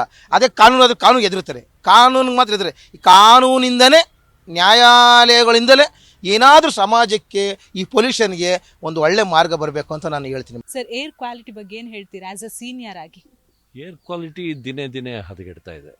ಇದಕ್ಕೆ ಮುಖ್ಯವಾಗಿ ಹೇಳೋದಾದರೆ 2 ರೀತಿಯ ಕಾಂಟ್ರಿಬ್ಯೂಷನ್. ಈವನ್ ನೇಚರು ಕೂಡ ಇವಾಗ because of this thickly population and also vehicle ಪೊಲ್ಯೂಷನ್ಸಿಂದ, ವೆಹಿಕಲ್ ಮೇನ್ ಬ್ಯಾಂಗ್ಳೂರ್ನಲ್ಲಿ ಎಸ್ಪೆಷಲಿ ಹೇಳೋದಾದರೆ highly pollution because of the thick density of the vehicles. ಆ ಹಿನ್ನೆಲೆಯಲ್ಲಿ ಈ ಏರ್ ಅನ್ನೋದು ಯಾವ ಥರ ಆಗಿದೆ ಅಂದರೆ ಹುಡ್ಕೊಂಡು ಹೋಗಿ ನಾವು ಉಸಿರಾಡುವಂಥ ಪರಿಸ್ಥಿತಿ ಬಂದ್ಬಿಟ್ಟಿದೆ. ಇವಾಗ ನೋಡಿ, ಸಾಧಾರಣವಾಗಿ ರಸ್ತೆಯಲ್ಲಿ ಹೋಗ್ಬೇಕಾದ್ರೆ ನಮಗೆ ಒಳ್ಳೆ ಏರ್ ಸಿಗೋದೇ ಇಲ್ಲ. ಅದು ಏರ್ ಸಿಗದಿರೋದ್ರಿಂದ ಏನಾಗ್ತಿದೆ, ನಮ್ಮಲ್ಲಿ ಆಕ್ಸಿಜನ್ ಕೊರತೆಗಳು ಜಾಸ್ತಿ ಆಗ್ತಾಯಿದೆ. ಆಕ್ಸಿಜನ್ ಕೊರತೆ ಆಗ್ತಿದೆ, ಆಮೇಲೆ ಓಝೋನ್ ಲೇಯರ್ಗಳು ತಿನ್ನಾಗಿ ಅದರಿಂದ ಯು ವಿ ರೇಸ್ಗಳು ಜಾಸ್ತಿ ಬರುವಂಥ ಪರಿಸ್ಥಿತಿ ಇದೆ. ಹಲವಾರು ರೋಗಕ್ಕೆ ಇದು ಮೇನ್ ಕಾರಣ ಆಗ್ತಾಯಿದೆ. ಇದ್ರ ಬಗ್ಗೆ ಏನಂತ ಹೇಳಿದ್ರೆ, ಈ ಮೋಸ್ಟ್ಲಿ ಕಾರ್ಗಳು, ಆಮೇಲೆ ಇಂಡಿವಿಜುವಲ್ ಕಾರ್ಗಳು, ಒಬ್ಬರೇ ಒಂದು ಕಾರ್ ಓಡಿಸೋವಂಥದ್ದು, ಒಂದೊಂದು ಮನೇಲಿ 3 ಕಾರ್ ಆಗೋಗಿದೆ ಈಗ. ಆಮೇಲೆ ಪಬ್ಲಿಕ್ ಟ್ರಾನ್ಸ್ಪೋರ್ಟ್ ಡಿಪೆಂಡೆನ್ಸಿ ಕಮ್ಮಿ ಆಗಿಬಿಟ್ಟಿದೆ. ಪಬ್ಲಿಕ್ ಟ್ರಾನ್ಸ್ಪೋರ್ಟ್ ಇವತ್ತು ಕರ್ನಾಟಕದಲ್ಲಿ ತೊಗೊಳೋದಾದರೆ ಇವರು ಸರ್ಕಾರ ಇವತ್ತು ಫ್ರೀಯಾಗಿ ಕೊಟ್ಟಿರೋದು ಓನ್ಲಿ ಮಹಿಳೆಯರು ಮಾತ್ರ ಉಪಯೋಗಿಸ್ತಾ ಇದ್ದಾರೆ, ಪುರುಷರು ಅದನ್ನು ಉಪಯೋಗಿಸ್ತಾ ಇಲ್ಲ. ಬಹುಶಃ ಪುರುಷರಿಗೂ ಕೂಡ ಈ ಫ್ರೀಯಾಗಿ ಕೊಡೋದು ನಾವು ಉಚಿತವಾದಂಥ ಟಿಕೆಟ್ ಅಂತ ಮಾಡಿದ್ರೆ ಈ 2 ವೀಲರ್ಸ್ಗಳು ಮತ್ತು ಈ ಕಾರಲ್ಲಿ ಓಡಾಡೋದು ಸಂಖ್ಯೆ ಸ್ವಲ್ಪ ಕಮ್ಮಿ ಆಗ್ಬೋದು. ಆದ್ದರಿಂದ ಚೂರು ಪೊಲ್ಯೂಷನ್ ಕಮ್ಮಿ ಆಗೋ ಸಾಧ್ಯತೆ ಇದೆ. ಆದರೆ ಇದು ಅನ್ಕಂಟ್ರೋಲಬಲ್ ಆಗಿ ಇಡೀ ರಾಜ್ಯದ ಒಂದು ಎಲ್ಲೇ ಹೋಗಿ ನೀವು ಅಲ್ಲಿ ವೆಹಿಕಲ್ ಮೂವ್ಮೆಂಟು ಮತ್ತು ಇವತ್ತು ಪರಿಸರದಲ್ಲಿ ನಾವು ಕೂಡ ಸಹಕಾರ ಕೊಡ್ತಾಯಿಲ್ಲ. ಏನಂತ ಹೇಳಿದ್ರೆ ಅಲ್ಲಿಗೆ ಖಾದ್ಯ ವಸ್ತುಗಳು ಮತ್ತು ಇದ್ರದ್ದು ಯಾವುದು ಪ್ಲ್ಯಾಸ್ಟಿಕ್ಕು ಇದನ್ನೆಲ್ಲ ಡಂಪ್ ಮಾಡ್ತಾ ಇದ್ದೀವಿ. ಅವೇರ್ನೆಸ್ಸು ನಮ್ಮ ಮಕ್ಳುಗಳಿಗೂ ನಾವು ಕೊಡ್ತಾಯಿಲ್ಲ, ನಾವು ಇಟ್ಕೊಂಡಿಲ್ಲ. ನಾವು ಈ ಒಂದು ಸಹಕಾರದ ಕೊಡದೆ ಹೋದರೆ ಬಹುಶಃ ಇನ್ನೊಂದು 2 ತಲೆಮಾರುಗಳಲ್ಲಿ ಆಕ್ಸಿಜನ್ಗೆ ನಾವು ಮಾಸ್ಕ್ ಹಾಕ್ಕೊಂಡು ರಸ್ತೆಯಲ್ಲಿ ಓಡಾಡುವಂಥ ಪರಿಸ್ಥಿತಿ ಬರುತ್ತೆ. ಆದ್ದರಿಂದ ಇವತ್ತಿನ ದಿನ ನಮಗೆ ಅತಿ ಅವಶ್ಯಕತೆ ಅಂತ ಹೇಳಿದ್ರೆ ಅವೇರ್ನೆಸ್ ಕೊಡಬೇಕು. ಪೊಲ್ಯೂಷನ್ನಿಂದ ಏನೇನು ರೋಗ ಬರುತ್ತೆ. ಇವತ್ತು ಸ್ಕಿನ್ ಎಲ್ರಿಗೂ ನೋಡಿ, ಯಾರದೇ ಸ್ಕಿನ್ ತೊಗೊಳ್ಳಿ ಒಂದಲ್ಲ ಒಂದು ಪ್ರಾಬ್ಲಮ್ ಇರುತ್ತೆ. ಮೊದಲು ಈ ಡರ್ಮಟಾಲಜಿಸ್ಟು, ಈ ಕ್ಲಿನಿಕ್ಸ್ಗಳು, ಬ್ಯೂಟಿ ಪಾರ್ಲರ್ಸ್ಗಳು ಇದೆಲ್ಲನೂ ಕೂಡ ಜಾಸ್ತಿ ಇರಲಿಲ್ಲ. ಈಗ ಯಾತಕ್ಕೆ ಜಾಸ್ತಿ ಆಗ್ತಿದೆ ಅಂತ ಹೇಳಿದ್ರೆ because each and every person, ಅದರಲ್ಲೂ ಎಸ್ಪೆಷಲಿ ಮಹಿಳೆಯರ ಸ್ಕಿನ್ ಮೇಲೆ ಇದು ಭಾರಿ ಅತಿ ಗಂಭೀರವಾದಂಥ ಪರಿಣಾಮ ಬೀರ್ತಾ ಇದೆ. ಆದ್ದರಿಂದ ಹೆಚ್ಚು ಈ ಕ್ಲಿನಿಕ್ ಒಳಗೆ ಹೋಗುವಂಥ ಪರಿಸ್ಥಿತಿ ಬರ್ತಾ ಇದೆ. ಆಮೇಲೆ ಆರ್ಥಿಕವಾಗೂ ಕೂಡ ನಮಗೆ ಕಷ್ಟ ಆಗ್ತಾ ಇದೆ. Because of we spend a lot on our taking care of our physical appearance, ಅದು ಸ್ಕಿನ್ ಎಸ್ಪೆಷಲಿ. ಆದ್ದರಿಂದ ಇದು ಒಂದು ಬಹಳ ಒಂದು ಕ್ಲಿಷ್ಟಕರವಾದ ಸನ್ನಿವೇಶ ಎಲ್ಲರೂ ಮುಂದೆ ಇರುತ್ತೆ. ಇದು ಸರ್ಕಾರ ಒಂದು ಭಾಳ ದಿಟ್ಟತನವಾದಂಥ ಒಂದು ಆಲೋಚನೆ ಮಾಡಿ ಇದಕ್ಕೊಂದು ಪರ್ಯಾಯ ವ್ಯವಸ್ಥೆ ತರಬೇಕು. ಮತ್ತು ಅದಕ್ಕೆ ಸಹಕಾರ ನಾವು ಪ್ರತಿಯೊಬ್ಬರೂ ಕೊಡಬೇಕು. ಇದು ಕೇವಲ ಸರ್ಕಾರದ್ದು ಇಲ್ಲ ಇನ್ಯಾರ್ದು ಅಂತ ಹೇಳ್ಕೊಂಡು ಜವಾಬ್ದಾರಿ ಬಿಡೋವಂಥದ್ದಲ್ಲ. ನಾವೆಲ್ಲ ಇದನ್ನು ಒಟ್ಟಿಗೆ ಸೇರಿಕೊಂಡ್ರೆ ಈ ಪರಿಸರ ಇದ್ದಿದ್ದಲ್ಲಿ ನಾವು ಸ್ವಲ್ಪ ಕಾಪಾಡ್ಕೊಂಡು ಬರ್ಬೋದು ಹೊರತು ವಿ ಕಾಂಟ್ ಎಲಿಮಿನೇಟ್ ಅನ್ಲೆಸ್ ಈ ವೆಹಿಕಲ್ ಪಾಪ್ಯುಲೇಷನ್ಗಳು ಮತ್ತು ಆ ಡೆನ್ಸಿಟಿ ಆಫ್ ದಿ ವೆಹಿಕಲ್ಸ್ ಇದನ್ನು ಕಮ್ಮಿ ಮಾಡದೆ ಹೋದರೆ ಇದು ಯಾವುದೇ ರೀತಿ ಆಗಲ್ಲ. ಬಟ್ ಆಲ್ಟರ್ನೇಟಿವ್ಲಿ ಒಂದು ಹೋಪ್ಸ್ ಏನಂತ ಹೇಳಿದ್ರೆ, ಈಗ ಬ್ಯಾಟ್ರಿ ಆಪ್ರೇಟೆಡ್ CV ವೆಹಿಕಲ್ಸ್ಗಳು ಬರ್ತಾಯಿದೆ. ಆದ್ದರಿಂದ ಸ್ವಲ್ಪ ಮಟ್ಟಿಗೆ ಈ ಹೊಗೆ ಇದು ಬರುವಂಥದ್ದು, ಪರಿಸರ ಮಾಲಿನ್ಯ ಆಗುವಂಥದ್ದು ಒಂದು ಪರಿಸ್ಥಿತಿ ಕಮ್ಮಿ ಆಗೋ ಸಾಧ್ಯತೆ ಇದೆ. ಡೆಲ್ಲಿ ಆಗುವ ಸಾಧ್ಯತೆ ಇದೆಯಾ ಬೆಂಗಳೂರು? ಯಾಕಂದ್ರೆ ಈಗ ಡೆಲ್ಲಿಯ ಪರಿಸ್ಥಿತಿ ಯಾವ ರೀತಿ ಇದೆ ಅಂತ ನಾವು ನೋಡ್ತಾ ಇರ್ಬೋದು. ಸದ್ಯ ಬೆಂಗಳೂರಿಗೆ ನಾವು ಬಹಳಷ್ಟು ಹೆಸರನ್ನ ಇಟ್ಟಿದ್ದೀವಿ, ಕಾಸ್ಮೋ ಆಗಿರ್ಬೋದು, ಬೇರೆ ಬೇರೆ ಪೊಲ್ಯೂಷನ್ ಸಿಟಿ ಅಂತ ಕೂಡ ಹೆಸರು ಬರ್ತಾ ಇದೆ. ಸೊ ಏನ್ ಹೇಳ್ತೀರಾ ಆಸ್ ಎ ಸೀನಿಯರ್ ಆಗಿ? ಇದು ಬರೋ ಸಾಧ್ಯತೆ ಇದೆ unless we do not control and take lessons from ಡೆಲ್ಲಿಯಿಂದ ನಾವು ಪಾಠ ಕಲಿಯೋದಿದೆ. ಇದು ಏನಂತ ಹೇಳಿದ್ರೆ ಅಲ್ಲಿ ಏನಂತಾರೆ ಆ ಸೆಕೆಗೆ ಮತ್ತು ಆ ಬಿಸಿಲಿಗೆ ಅತಿರೇಕವಾದಂಥ ಒಂದು ಪರಿಸ್ಥಿತಿಗಳಲ್ಲಿ ಮಾಲಿನ್ಯ ಪರಿಸರ ಅನ್ನೋದು ಸಂಪೂರ್ಣವಾಗಿ ಕೆಟ್ಟು ನಮ್ಮ ಉಸಿರಾಡಕ್ಕೆ ಕಷ್ಟ ಆಗ್ಬಿಟ್ಟಿದೆ ಡೆಲ್ಲಿನಲ್ಲಿ. ನೀವು ನೋಡಿ ಡೈಲಿ ನಮ್ಮ ಇದರಲ್ಲಿ ಗೊತ್ತಾಗುತ್ತೆ, ರೆಡ್ ಝೋನೇ ಜಾಸ್ತಿ ಆಗ್ಬಿಟ್ಟಿದೆ, ಅಲ್ಲಿ ಗ್ರೀನ್ ಝೋನ್ ಕಮ್ಮಿ ಆಗಿದೆ. ಇಲ್ಲಿ ಅಟ್ಲೀಸ್ಟ್ ಒಂದು ಏನಂತ ಹೇಳಿದ್ರೆ ಬೆಂಗಳೂರಿನಲ್ಲಿ ಎಸ್ಪೆಷಲಿ ಸ್ವಲ್ಪ ಪಾರ್ಕ್ಗಳು, ಏರಿಯೇಷನ್ ಜಾಗ ಇದೆ, ಆದ್ದರಿಂದ ಸರ್ವೈವ್ ಆಗಿದೆ. ಈಗಲಿಂದ ನಾವು ಮನ್ಸು ಮಾಡಿದ್ರೆ ಆ ಸ್ಥಿತಿಗೆ ಹೋಗೋದನ್ನು ನಾವು ಅವಾಯ್ಡ್ ಮಾಡ್ಬೋದು ಹೊರ್ತು, ಬಟ್ ಅದು ಕಮ್ಮಿ ಮಾಡೋಕ್ಕಾಗುತ್ತೆ ಅನ್ನೋ ಒಂದು ಹೋಪ್ಸಲ್ಲಿ ನಾವು ನಡೆದರೆ ಒಂದು ಸ್ವಲ್ಪ ಮಟ್ಟಿಗಾರು ಸುಧಾರಣೆ ಆಗ್ಬೋದು. But it is highly frustrating ಅಂತ ಹೇಳಿದ್ರೆ ಡೆಲ್ಲೀಲಿ ಯಾರೂ ಹೋಗಿರೋಕ್ಕಾಗಲ್ಲ. ಆ ಪರಿಸ್ಥಿತಿಗೆ ನಾವು ಹೆಜ್ಜೆ ಇಡಬಹುದು ಸಮೀಕ್ ಪ್ರಜ್ಞೆಯಿಂದ ಉಪಯೋಗಿಸಿ ನಾವು ಸರಿಯಾದಂಥ ಒಂದು ಕಾರ್ಯಕ್ರಮ ರೂಪಿಸ್ಕೊಳ್ದೆ ಹೋದರೆ. ಪೊಲ್ಯೂಷನ್ ಬಗ್ಗೆ ನನಗೆ ತಿಳಿದಿರುವಂಥ ಲೆಕ್ಕಾಚಾರದ ಮೇಲೆ ಪ್ರತಿಯೊಬ್ಬ ನಮ್ಮ ಪ್ರಜೆ ಇದೆಯಲ್ಲ, ಭಾರತ ದೇಶದ ಪ್ರಜೆ ಪ್ರತಿಯೊಬ್ಬರಿಗೂ ಜವಾಬ್ದಾರಿ ಬರಬೇಕು. ಅವ್ರು ಮಾಡದಿದ್ರೆ ಸರ್ಕಾರ ಎಲ್ಲ ಮಾಡ್ತದೆ ಅಂತಂದ್ರೆ ಅದು ಯಾವುದೇ ಕಾರಣಕ್ಕೂ ನಮ್ಮ ನಾಶನ ನಾವೇ ಮಾಡ್ಕೊಂಡಂಗಾಗುತ್ತೆ. ಆ ದೃಷ್ಟಿಯಿಂದ ಪ್ರತಿಯೊಬ್ಬರಿಗೂ ಅವೇರ್ನೆಸ್ ಉಂಟಾಗಬೇಕು. ಇದ್ರ ಬಗ್ಗೆ ನಾವು ಇದು ನಮ್ಮದು ಎಲ್ಲ, ಈ ದೇಶ ನಮ್ಮದು, ಈ ದಾರಿ ನಮ್ಮದು, ಈ ಪಾರ್ಕ್ ನಮ್ಮದು, ಈ ರಸ್ತೆ ನಮ್ಮದು, ಈ ಮನೆ ನಮ್ಮದು, ಈ ಚರಂಡಿ ನಮ್ಮದು ಅನ್ನೋದ್ರ ಬಗ್ಗೆ ಅವ್ರಿಗೆ ಕಾನ್ಸಿಯಸ್ ಬಂದರೆ ಖಂಡಿತ ಪೊಲ್ಯೂಷನ್ ಕಂಟ್ರೋಲ್ ಆಗುತ್ತೆ. ಸರ್ಕಾರಗಳು ಇವನ್ನೆಲ್ಲ ಮಾಡ್ಕೊಡ್ತವೆ ಅಂತ ಅಂದ್ಕೊಂಡು ಹೋದ್ರೆ ಯಾವುದೇ ಕಾರಣಕ್ಕೂ ಪೊಲ್ಯೂಷನ್ ಕಂಟ್ರೋಲ್ ಆಗಕ್ಕೆ ಸಾಧ್ಯನೇ ಇಲ್ಲ. ಆ ದೃಷ್ಟಿಯಿಂದ ಈ ಪೊಲ್ಯೂಷನ್ ಇಂದ ಏನೇನು ಆಗುತ್ತೆ ಅನ್ನೋದ್ರ ಬಗ್ಗೆ ತಿಳುವಳಿಕೆನ ಸರ್ಕಾರ ಅಟ್ಲೀಸ್ಟ್ ಅವ್ರಿಗೆ ಮನದಟ್ಟಾಗೋಂಗೆ ಹೇಳ್ಕೊಡ್ಬೇಕು. ಅಷ್ಟು ಕೆಲಸ ಮಾಡಿದ್ರೆ ಪ್ರತಿಯೊಬ್ಬರಿಗೆ ಅವ್ರಿಗೆ ಜವಾಬ್ದಾರಿ ಬಂದರೆ ನಮ್ಮ ಭಾರತೀಯ ಪ್ರಜೆಗಳಂದರೆ ಸರ್ಕಾರ ಆಗಲಿ, ರಾಜ್ಯದ ಮಟ್ಟದಾಗಲಿ, ದೇಶ ಮಟ್ಟದಾಗಲಿ ಆ ಪ್ರತಿಯೊಬ್ಬ ಪ್ರಜೆಗೆ ಆ ಅವೇರ್ನೆಸ್ ಉಂಟು ಮಾಡಿದಾಗ ಆ ಪೊಲ್ಯೂಷನ್ ಕಂಟ್ರೋಲ್ ಮಾಡುವಂಥ ಅವಕಾಶಗಳು ಸಿಗ್ಬೋದು ಅಂತ ನಾನು ಅನ್ಕೋತೀನಿ. ಪೊಲ್ಯೂಷನಿಂದ ತುಂಬ ಅನ್ಯಾಯ ಅನ್ನೋದಕ್ಕಿಂತ ಹೆಚ್ಚಾಗಿ ಅವ್ರಿಗೆ ಒಂದು ಜವಾಬ್ದಾರಿ ಬಂದರೆ ನಮ್ಮ ಮುಂದಿನ ಪೀಳಿಗೆಗೆ ನೆಕ್ಸ್ಟ್ ಮುಂದಿನ ಇದಕ್ಕೆ ಅವ್ರಿಗೆ ನಾವು ಅನುಕೂಲ ಮಾಡಿಕೊಟ್ಟಂಗೆ. ಇವಾಗ ಬಿಡಿ ನಮ್ದೇನೋ ಮುಗೀತು, ಇನ್ನು ನೆಕ್ಸ್ಟ್ ಬರಬೇಕಾದ್ರೆ ಈಗ ನೋಡಿ, ಈ ಬೆಂಗಳೂರು ನೀವು ಹೇಳಿದ್ರೆ ಈಗ ಮೊನ್ನೆ ಡೆಲ್ಲಿ ಆದೋ ಥರ ಆದರೆ ಕಷ್ಟ. ಇಲ್ಲಿ ಆಗೋದೇ ಇಲ್ಲ. ಇಡೀ ಪ್ರಪಂಚದಲ್ಲೇ ಬೆಂಗಳೂರು ರಾಜಧಾನಿ ಪ್ಲೇಸು ಒಂದು ಒಳ್ಳೆ ಇಂಥದ್ದು ಎಲೆಕ್ಟ್ರಾನಿಕ್ ಸಿಟಿ ಜೊತೆಗೆ ಅದೆಲ್ಲ ಇದೆ. ಆ ದೃಷ್ಟಿಯಿಂದ ಮೇಯ್ನಾಗಿ ನಾವು ದೆಹಲಿಗಿಂತ ಹೆಚ್ಚಿನ ಸವಲತ್ತುಗಳು ಬೆಂಗಳೂರಲ್ಲಿ ತಲುಪುತ್ತೆ. ಅದನ್ನ ಸಂರಕ್ಷಣೆ ಮಾಡ್ಕೊಳ್ಳೋದು ನಮ್ಮ ಕೆಲಸ ಆಗಬೇಕು. ನೀವೀಗ ನೋಡ್ತಾ ಇರ್ಬೋದು, ಬೆಂಗಳೂರಲ್ಲಾಗಿರ್ಬೋದು, ಜಿಲ್ಲೆಗಳಲ್ಲಾಗಿರ್ಬೋದು ಮರಗಳಿದೆ, ಆದ್ರೆ ಕಟ್ಟಡ ಆಗಿರ್ಬೋದು, ಬೇರೆ ಬೇರೆ ರೀತಿಯ ರಸ್ತೆಗಳಾಗಿರ್ಬೋದು, ಮೆಟ್ರೋ ಕನ್ಸ್ಟ್ರಕ್ಷನ್ ಆಗಿರ್ಬೋದು, ಇದಕ್ಕೆ ಕಡಿತಾ ಇದ್ದಾರೆ. ಸೊ ಇದರಿಂದ ಕೂಡ ಬೆಂಗಳೂರಿನ ವಾತಾವರಣ ಆಗಿರ್ಬೋದು, ಜಿಲ್ಲೆಗಳ ವಾತಾವರಣ ಹದಗೆಡ್ತಾ ಇದೆ. ಸರ್ಕಾರ ಇದಕ್ಕೆ ಸೂಕ್ತ ಕ್ರಮವನ್ನ ಕೈಗೊಳ್ಬೇಕಂತ ನಿಮ್ಗೆ ಅನ್ಸಲ್ವಾ ಸರ್? ಖಂಡಿತ ಅದೇ ಮುಖ್ಯ. ಈಗ ಇರೋದನ್ನ ನಾವು ಪರಿಸರನ ಉಳಿಸ್ಕೊಳ್ಳೋದು ತುಂಬಾ ಮುಖ್ಯ, ಅತಿ ಮುಖ್ಯ. ಆ ಪರಿಸರನ ನಾಶ ಮಾಡ್ತಾ ಇದಾರಲ್ಲ, ಅದ್ರ ಬಗ್ಗೆ ನಾವು ಬೇರೆ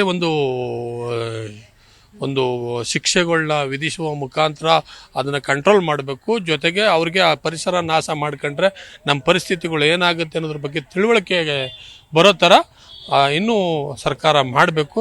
ಜವಾಬ್ದಾರಿ ಆಗಬೇಕು. ಇದು ನಮ್ಮದು ಮನೆ ಅಂತ ತಿಳ್ಕೊಬೇಕು. ಇಡೀ ರಾಜ್ಯ ದೇಶ ನಮ್ಮ ಮನೆ, ನಾವು ಉಳಿಸ್ಕೊಂಡು ಹೋಗ್ಬೇಕು. ನಮ್ಮ ಮುಂದಿನ ಪೀಳಿಗೆಗೆ ಈ ಪರಿಸರನ ಸಂರಕ್ಷಣೆ ಮಾಡಿಕೊಡ್ಬೇಕು.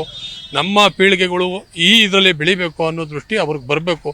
ಈ ಮರ ಕಡಿಯುವಂಥ ವಿಷಯದಲ್ಲಿ ಬಿಡಿ, ಏನೇನೋ ಕಾರಣಗಳು ಹೇಳ್ತಾರೆ. ಒಂದು ಲ್ಯಾಂಡ್ ಮಾಡಬೇಕು, ಈಗ ಯಾವುದೋ ಹೇಳ್ತಾರೆ ಟನಲ್ ರೋಡ್ ಯಾವುದೋ ಅಂತ ಹೇಳ್ತಾರೆ, ಆ ಥರ ಎಲ್ಲ ಅದು ಉದ್ಯಾನವನ ಕಾಲದಿಂದ ಬೆಳಕ ಬಂದಿರುವಂಥ ಲಾಲ್ಬಾಗ್, ಅದರೊಳಗಡೆ ಟನಲ್ ರೋಡ್ ಮಾಡಬೇಕು. ಅದ್ರಲ್ಲಿ ಏನಿದೆಯೋ ನನಗಂತೂ ಗೊತ್ತಿಲ್ಲ, ಅವರು ವೈಯಕ್ತಿಕ ಹಿತಾಸಕ್ತಿಗಳು ಏನಿದೆಯೋ ಗೊತ್ತಿಲ್ಲ. ಆದರೆ ಅದೆಲ್ಲ ಮಾಡೋದ್ರಿಂದ ಅದ್ರ ಎಷ್ಟೇ ಉತ್ಪಾದನೆ ಬರಲಿ, ಅದು ಎಷ್ಟೇ ಅನುಕೂಲಗಳಾಗಲಿ, ಪರಿಸರ ತಗೊಳಕ್ಕಾಗಲ್ಲ. ಅದರಿಂದ ಬೇರೆ ಬೆನಿಫಿಟ್ಟು ತಗೋಬೋದು, ಆ ಪರಿಸರ ವಾಪಸ್ ತಗೊಳಕ್ಕಾಗಲ್ಲ. ಆ ದೃಷ್ಟಿಯಿಂದ ಪರಿಸರ ಉಳಿಸ್ಕೊಳ್ಳೋದಕ್ಕೆ ಪ್ರಾಮುಖ್ಯತೆ ಕೊಡಬೇಕು ಅಂತ ನನ್ನ ಸ್ವಂತ ಇದೆ. ಇದಕ್ಕೂ ತುಂಬ ಬೇಸರದ ವಿಚಾರ ಮೇಡಮ್. ಸರ್ಕಾರಗಳು ಈ ವಿಚಾರವಾಗಿ ಪರಿಗಣಿಸ್ತಾ ಇಲ್ಲ. ಅವ್ರು ಯಾವುದೇ ವಿಚಾರಗಳನ್ನಾಗಲಿ ಇವತ್ತು ವೃಕ್ಷಗಳ ಸಂತತಿ ಅಳಿತಾ ಇದ್ದಾವೆ. ಅಭಿವೃದ್ಧಿ ಅಂತೇಳಿ ಇಲ್ಲ ಸಲ್ಲದ ಯೋಜನೆಗಳಿಲ್ಲದೆ ಮನ ಬಂದಂತೆ ಮರಗಳನ್ನು ಹಾಳು ಮಾಡ್ತಾ ಇದ್ದಾರೆ. ಇವತ್ತು ಉದ್ಯಾನವನಗಳು ಬೆರಳೆಣಿಕೆ ಎಷ್ಟಾಗಿದ್ದಾವೆ. ಕೆರೆಗಳು ಮುಚ್ಚೋಗಿದ್ದಾವೆ. ಎಲ್ಲಿ ಒಂದೊಂದು ವಾರ್ಡಲ್ಲಿ ಒಂದೊಂದು ಕೆರೆಗಳಾಗಿರಲಿ ಮತ್ತು ಒಂದಷ್ಟು ಮರಗಳಾಗಲಿ ಅದರ ಸಂತತಿ ಅಭಿವೃದ್ಧಿ ಆದಂತೆ ನಮ್ಮ ವಾತಾವರಣ ಕೂಡ ತಂಪಾಗುತ್ತೆ. ಎಷ್ಟೋ ಜನ ಅನ್ಕೊಬಿಟ್ರೆ ಮರಗಳು ಏನು ಕೆಲಸಕ್ಕೆ ಬರೋಲ್ಲ, ಮರಗಳು ಕೆಲಸ ಮಾಡ್ತಾರೆ ಅಂತ. ಸೊ ವೈಜ್ಞಾನಿಕವಾಗಿ ಕೂಡ ತಗೊಂಡ್ರು ಕೂಡ ಮರಗಳು ಎಲ್ಲ ಒಂದು ಕಲುಷಿತವಾದ ಮಾಲಿನ್ಯಗಳನ್ನು ಹೀರ್ಕೊಂಡು ಇವತ್ತು ತಂಪಾದ ಗಾಳಿಯನ್ನು ಕೊಡುವಂಥದ್ದಾಗಲಿ, ನಮ್ಗೆ ಉಸಿರಾಟಕ್ಕೆ ನೆರಳು ಕೊಡುವಂಥ ಬೇರೆ ಎಲ್ಲ ರೀತಿಯಲ್ಲಿ ಸರ್ಕಾರ ಕೊಡ್ತಾ ಇದೆ. ಆದರೆ ಮರಗಳೇ ಬೇಡ ಅಂತೇಳಿ ಹೊರಟಿದ್ದಾರೆ. ಇದು ಎಷ್ಟು ಸರಿ, ನಿಜಕ್ಕೂ ಬಹಳ ಬೇಸರ. ನಾವು ಎಷ್ಟೋ ಹೋರಾಟಗಳು ಮಾಡ್ತೀವಿ, ಆ ಹೋರಾಟಗಳಿಗೆ ಬೆಲೆನೇ ಇಲ್ಲ ರೀತಿಯಲ್ಲಿ ಇವತ್ತು ಸರ್ಕಾರ ಇವತ್ತು ನಮಗೆ ಒಂದು ರೀತಿ ಒಂದು ಸ್ವಲ್ಪ ಕೂಡ ಸಹಕಾರ ನೀಡ್ತಾ ಇಲ್ಲ. ಮತ್ತು ಮಾಲಿನ್ಯ ನಿಯಂತ್ರಣ ಮಂಡಳಿ ಆಗಲಿ, ಸ್ವಚ್ಛತೆ ಆಗಲಿ, ಇವತ್ತು ಮಾಲಿನ್ಯ ನಿಯಂತ್ರಣ ಮಾಡೋದಕ್ಕೆ ಅವರ ಅಧಿಕಾರಿಗಳು ಕೇವಲ ಸಂಬಳ ತೊಗೊಂಡು ಕೂತ್ಕೊಂಡು ಅಲ್ಲಿ ಕೆಲಸ ಮಾಡ್ತಾ ಇದ್ದಾರಾ ಅಥವಾ ಅವ್ರ ಜವಾಬ್ದಾರಿ ಏನು ಅಂತ ಅವ್ರು ಮರಿತಾ ಇದ್ದಾರಾ ಗೊತ್ತಿಲ್ಲ. ಪರಿಸರ ಅಧಿಕಾರಿಗಳು ಇವತ್ತು ತುಂಬ ಜನ ಇದ್ದಾರೆ ಮೇಡಮ್, ಒಬ್ಬರಲ್ಲ ಇಬ್ಬರಲ್ಲ. ಬೆಂಗಳೂರಿನ ಮೂಲೆ ಮೂಲೆಗೂ ಪರಿಸರ ಅಧಿಕಾರಿಗಳಿದ್ದಾರೆ. ಎಲ್ಲರೂ ಸೀರಿಯಸ್ ಆಗಿ ತಗೊಂಡ್ರೆ ಈ ವಿಚಾರನ ಬೆಂಗಳೂರಲ್ಲಿ ದೊಡ್ಡ ಆಂದೋಲನ ಮಾಡ್ಬೋದು, ಮತ್ತು ಹಳೆಯ ಗಾರ್ಡನ್ ಸಿಟಿನ ವಾಪಸ್ ತರ್ಬೋದು. ನಾವು ಈ ಒಂದು ವಿಚಾರವಾಗಿ ನಾವೆಲ್ಲ ಚೆನ್ನಾಗಿ ಶ್ರಮಿಸ್ತಾ ಇದ್ದರೆ ಮತ್ತೆ ಮುಂದಿನ ದಿನಗಳಲ್ಲಿ ನಮ್ಮ ಬೆಂಗಳೂರು ಮತ್ತೆ ತಂಪಾಗಿರುತ್ತೆ, ನಾವು ಆರೋಗ್ಯಕರವಾಗಿರ್ಬೋದು. ಇವತ್ತು ಶಾಲೆಗಳಲ್ಲಿ ಕೂಡ ಪರಿಸರದ ಪಾಠಗಳನ್ನು ಕೂಡ ಹೇಳುವಂಥದ್ದು, ಪರಿಸರ ಜಾಗೃತಿ ಮಾಡಿಸುವಂಥದ್ದು ವಿರಳಾಗೋಗಿದ್ದಾವೆ. ಇವತ್ತು ಬಹಳಷ್ಟು ಜನ ಇವತ್ತು ಪರಿಸರ ಉಳಿಸ್ತೀವಿ, ಗಿಡ ಮರ ಬೆಳೆ. ಇವತ್ತು ಲಾಲ್ಬಾಗ್ ಕಬ್ಬನ್ ಪಾರ್ಕಲ್ಲಿ ಸಾಮಾನ್ಯ ಪಕ್ಷಿಗಳು, ಕಾಗೆ, ಗುಬ್ಬಿ, ಗಿಳಿ ಇಂಥ ಹುಡುಕಿದ್ರು ಕೂಡ ವಿರಳಾಗೋಗಿದೆ. ಇವತ್ತು ಈ ಪಾರ್ಕ್ಗಳು ಏನೇನಿದೆ ಕಬ್ಬನ್ ಪಾರ್ಕ್ಗಳು, ಇಂಥ ಪಾರ್ಕ್ಗಳು ಎಲ್ಲ ಭಾಗದ ಎಲ್ಲ ವಾರ್ಡಲ್ಲೂ ಆಗ್ಬೇಕು. ಈಗೇನು ಹೊಸ GBA ಮಾಡಿದ್ದಾರೆ, ಇವರು ಬರೀ ಅಭಿವೃದ್ಧಿ ಕಡೆ ಫೋಕಸ್ ಮಾಡ್ತಾ ಇದ್ದಾರೆ, ರಸ್ತೆಗಳ ಅಭಿವೃದ್ಧಿ ಮಾಡ್ತಾ ಇದ್ದಾರೆ. ಇವತ್ತು ವಾಹನಗಳು ಹೆಚ್ಚಾಗ್ತಾ ಇದೆ, ಜನಸಂಖ್ಯೆ ಹೆಚ್ಚಾಗ್ತಾ ಇದೆ, ಇವತ್ತು ರಿಯಲ್ ಎಸ್ಟೇಟ್ ಜಾಸ್ತಿ ಆಗ್ತಾ ಇದೆ, ಕಟ್ಟಡ ಇದುಗಳು ಜಾಸ್ತಿ ಆಗ್ತಾ ಇರೋದ್ರಿಂದ, ಜನ ವಸತಿ ಹೆಚ್ಚಾಗ್ತಾ ಇರೋದ್ರಿಂದ ಆಟೋಮೆಟಿಕ್ ಪರಿಸರದ ಮೇಲೆ ಎಫೆಕ್ಟ್ ಆಗೇ ಆಗುತ್ತೆ. ಸೊ ಈ ವಿಚಾರದಲ್ಲಿ ಸರ್ಕಾರ ಯೋಜನೆಗಳನ್ನು ಹಾಕಿ ಸೀರಿಯಸ್ ಆಗಿ ಯಾರೆಲ್ಲ ಪರಿಸರದ ಕೆಲಸ ಮಾಡ್ತಾರೆ ಅವ್ರನ್ನೆಲ್ಲ ಒಂದು ಕಡೆ ಒಂದು ಒಕ್ಕೂಟ ಮಾಡ್ಕೊಂಡು ಅವ್ರುಗಳನ್ನೆಲ್ಲ ಸಲಹೆಗಳ ಸೂಚನೆಗಳು ತಗೊಂಡು ಎಲ್ಲ ಭಾಗದಲ್ಲೂ ಕೂಡ ಪರಿಸರ ಉಳಿವಿಗೆ ಶ್ರಮಿಸಬೇಕು. ಮರ ಕಡಿಯೋಕ್ಕೆ ದಯವಿಟ್ಟು ಅನುಮತಿಗಳು ಕೊಡಬಾರ್ದು. ಸುಮ್ಮನೆ ಎಲೆ ಉದುರ್ತಾ ಇದೆ ಅಂತ ಮರ ಕಡಿಯೋಕ್ಕೆ ಹೋಗಿ ಮರಗಳು ಕಡಿಸೋಕ್ಕೆ ಅನುಮತಿಗಳನ್ನ ತಗೊಳ್ತಾ ಇದ್ದಾರೆ. ಇವತ್ತು ಅಂಥ ಬಹಳ ಬೇಸರದ ವಿಚಾರ ಇದೆ. ಮರಗಳ ಬಗ್ಗೆ ಯಾರಿಗೂ ಅರಿವೇ ಇಲ್ಲ, ಮರಗಳನ್ನ ಉಳಿಸ್ಕೋಬೇಕು ಅನ್ನೋ ಯಾರು ಕಾಳಜಿನೇ ಇಲ್ಲ. ಆ ಒಂದು ಬೇಜಾರಿಗೆ ಮರಗಳನ್ನ ಉಳಿಸ್ಬೇಕು ಅಂತೇಳಿ ಸರ್ಕಾರ ಯಾವ್ದಾದ್ರು ವಿಶೇಷವಾಗಿ ಒಂದು ಯೋಜನೆ ಹಾಕೋಬೇಕು. ಪರಿಸರ ಇಲಾಖೆ ಅನ್ನೋದು ಇಲ್ಲ, ಸತ್ತೋಗಿದೆ ಮೇಡಮ್. ನಮ್ಮಲ್ಲಿಲ್ಲ ಪರಿಸರ ಇಲಾಖೆ, ಅರಣ್ಯ ಇಲಾಖೆ. ಕೇವಲ ಯಾರನ್ನೋ ಮೆಚ್ಚಕ್ಕೋಸ್ಕರ, ಯಾರನ್ನೋ ಇದು ಮಾಡ್ಸೋಕ್ಕೋಸ್ಕರ ಅಷ್ಟೇ ಅದು ಬದುಕ್ತಾ ಇದೆ. ಇವತ್ತು ಆ ಇಲಾಖೆಗಳು ಸೀರಿಯಸ್ ಆಗಿ ಏನಾದರೂ ಕೆಲಸ ಮಾಡಿದ್ರೆ ಆಗಿದ್ರೆ ಇವತ್ತು ನಮ್ಗೆ ಇಂಥ ಪರಿಸ್ಥಿತಿ ಆಗ್ತದೆ. ಇವತ್ತು ಭಾಳಷ್ಟು ಜನ ಉಸಿರಾಟ ಸಮಸ್ಯೆ, ಅನಾರೋಗ್ಯ. ಇವತ್ತು ಬೆಂಗಳೂರಿನಲ್ಲಿ ಏರ್ ಕ್ವಾಲಿಟಿನೇ ಚೆನ್ನಾಗಿಲ್ಲ. ಎಲ್ಲೋ ಒಂದೊಂದು ಕಡೆ ಹೆಚ್ಚಾಗಿ ಎಲ್ಲ ಗಿಡ ಮರಗಳಿದೆ, ಅಲ್ಲಿ ಮಾತ್ರ ಒಂಚೂರು ಸುಧಾರಿಸ್ತಾ ಇದೆ ಅಷ್ಟೇ, ಬಿಟ್ಟರೆ ಇನ್ನೆಲ್ಲ ಕಡೆ ಹಾಳಾಗಿದೆ. ಇಲಾಖೆ ಕಣ್ಣು ಮುಚ್ಚಿ ಕೂತಿದೆ, ನಿದ್ದೆ ಮಾಡ್ತಾ ಇದೆ. ಎಚ್ಚೆತ್ಕೊಳ್ಳಿ ಸ್ವಾಮಿ ದಯವಿಟ್ಟು. ಇಲ್ಲದೆ ಹೋದರೆ ಮುಂದಿನ ದಿನ ನಾವು ಕೂಡ ಬೇರೆ ರೀತಿಯಲ್ಲಿ ಹೋರಾಟಗಳನ್ನ ಶುರು ಮಾಡಬೇಕಾಗ್ತದೆ. ನೀವು ಗೌರವ ಕೊಡಲಿಲ್ಲ ಪರವಾಗಿಲ್ಲ, ಮರಗಳು ಉಳಿಸೋಕ್ಕಾಗಿಲ್ಲ ಅಂದ್ರೆ ಅರಣ್ಯ ಇಲಾಖೆ ಕಚೇರಿ ಸುತ್ತಮುತ್ತ ಇರೋ ಮರಗಳೇ ಎಷ್ಟೊಂದು ಕಾಡ್ತದೆ ಇದು ಮರಗಳು. ಇವತ್ತು ಅಲ್ಲೂ ಕೂಡ ಬೆರಳಿನ ಕ್ಯಾಸ್ಟ್ ಆಗೋಗಿದ್ದಾವೆ. ಸೊ ಇದು ಭಾಳ ನೋವಿನ ವಿಚಾರ. ಯಾರು ಹೇಳೋರು ಕೇಳೋರಿಲ್ಲ. ಸೊ ಹಾಗಾಗಿ ಸರ್ಕಾರ ನಾನು ಮನವಿ ಮಾಡೋದಿಷ್ಟೇ, ದಯವಿಟ್ಟು ಇಲಾಖೆಗಳ ಅಧಿಕಾರಿಗಳನ್ನ ನಿದ್ದೆ ಮಾಡ್ತಾರನ್ನ ಎಬ್ಬರಿಸಿ ಕೆಲಸ ಮಾಡಕ್ಕೆ ಬಿಡಿ. ಭಾಳಷ್ಟು ಕೆಲಸ ಇದೆ ಮಾಡಕ್ಕೆ. ಪರಿಸರ ಅನ್ನೋದು ಒಂದು ಸಣ್ಣ ಕೆಲಸ ಅಲ್ಲ, ಭಾಳ ದೊಡ್ಡ ಕೆಲಸ ಅದು. ಆಗ ಮರನ ಹುಟ್ಟಿರೋ ಮರಗಳನ್ನ, ಭಾಳಷ್ಟು ಹಳೆ ಮರಗಳು, 150-250 ವರ್ಷದ ಮರಗಳನ್ನ ಮುಲಾಜಿಲ್ಲದೆ ಕಡ್ದು ಬಿಡ್ತೀರಾ. ಮತ್ತೆ ಆ ಗಿಡ ಯಾವುದೋ ಹಾಕ್ತೀರಾ, ಅದನ್ನು ಬೆಳೆಸೋದು ಇಲ್ಲ. ಸುಮ್ಮನೆ ಗಿಡ ಹಾಕಿ ಬಿಟ್ಬಿಡ್ತೀರಾ, 2 ವರ್ಷ 3 ವರ್ಷ ಪೋಷಣೆ ಮಾಡ್ತೀವಿ ಅಂತೀರಾ. ಆ ಗಿಡಗಳ ಬಗ್ಗೆ ನೀವು ವರದಿನೇ ಇರೋದಿಲ್ಲ. ಸುಮ್ಮನೆ ತಪ್ಪು ಲೆಕ್ಕಗಳನ್ನ ಹಾಕಿ ಮರಗಳ ಸಂಖ್ಯೆ ಜಾಸ್ತಿ ಇದೆ. ಬೆಂಗಳೂರಲ್ಲಿ ಕೇವಲ 3% ಮರಗಳಿದೆ ಅಂತ ಹೇಳಿದ್ರೆ ನಿಜಕ್ಕೂ ಬಹಳ ನೋವಿನ ಸಂತತಿ. ನೋಡಿ, ದಿನೇ ದಿನ ಬೆಂಗಳೂರಿನ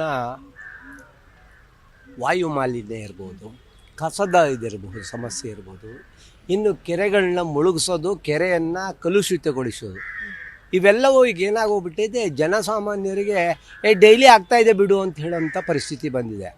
ಆದರೆ ಮುಂದೊಂದು ದಿನ ಅದು ಎಲ್ಲಿಗೆ ಹೋಗಿ ನಾವು ಡಿಚ್ ಆಗ್ತೀವಿ ಅಂತ ಹೇಳೋದು ಅವ್ರಿಗೆ ಗೊತ್ತಾಗ್ತಾ ಇಲ್ಲ.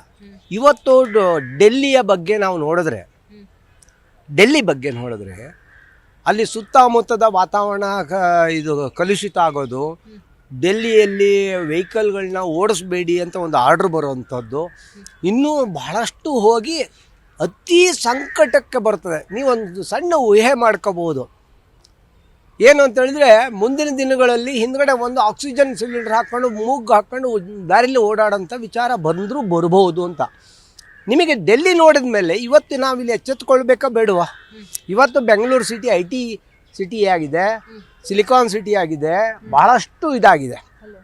ಇವತ್ತು ನಿಮಗೆ ನಾನು ಹೇಳ್ತೀನಿ, ಒಂದು ಇದರಲ್ಲಿ ಕೆರೆಯಲ್ಲಿ ನೊರೆ ಬಂದು ಬೆಂಕಿ ಹತ್ಕೊಂಡು ಅಲ್ಲಿ ಸುತ್ತಮುತ್ತ ಇರುವಂಥ ಅಪಾರ್ಟ್ಮೆಂಟ್ಗಳು, ಇಂಡಸ್ಟ್ರಿಗಳ ಕೊಳೆಯೆಲ್ಲ ಕೆರೆಗೆ ಹೋದರೂ ಸಹ ಈ ಪೊಲ್ಯೂಷನ್ ಕಂಟ್ರೋಲ್ ಬೋರ್ಡ್ ಏನು ಕತ್ತೆ ಕಾಯ್ತಾ ಕೂತಿದೆಯಾ ಅಂತ ನಾವು ಕೇಳಬೇಕಾಗುತ್ತೆ.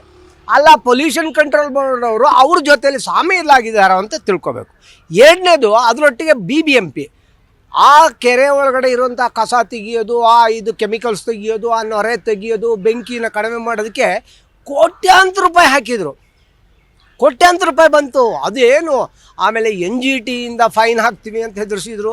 ಆಮೇಲೆ ಬೆಂಗಳೂರಿನ ಹೈಕೋರ್ಟ್ನಲ್ಲಿರುವಂಥವರು ಸಹ ಹೆದರಿಸಿದ್ರು. ಏನು ಮಾಡಿದ್ರು ಇವತ್ತಿನವ್ರಿಗೆ ಆ ಸಮಸ್ಯೆ ಸಾಲ್ವ್ ಆಗಿಲ್ಲ. ಅದೇನು ತಿಳ್ಕೊಂಡ್ರು, ಇದು ಈ ಸಮಸ್ಯೆ ಇದ್ದಂಗೆ ಇದೆ ರೀ, ಮುಂದಕ್ಕೆ ಹೋಗೋಣ, ಜೀವನ ಮಾಡೋಣ. ಎರಡನೆಯದು, ಬೆಂಗಳೂರಿನ ನಾಗರಿಕರು ಇವತ್ತು ಎಚ್ಚೆತ್ತುಕೊಳ್ತಾನೆ ಇಲ್ಲ. ಭಾಳ ಅಂದರೆ ಒಂದು 2-3 ಸಂಘಟನೆಗಳು, 4-5 ಸಂಘಟನೆಗಳು ಮರ ಕಡಿಯಾಗ ಬರೋದು, ಮರ ಕಡಿಬಾರ್ದು ಅನ್ನೋದು.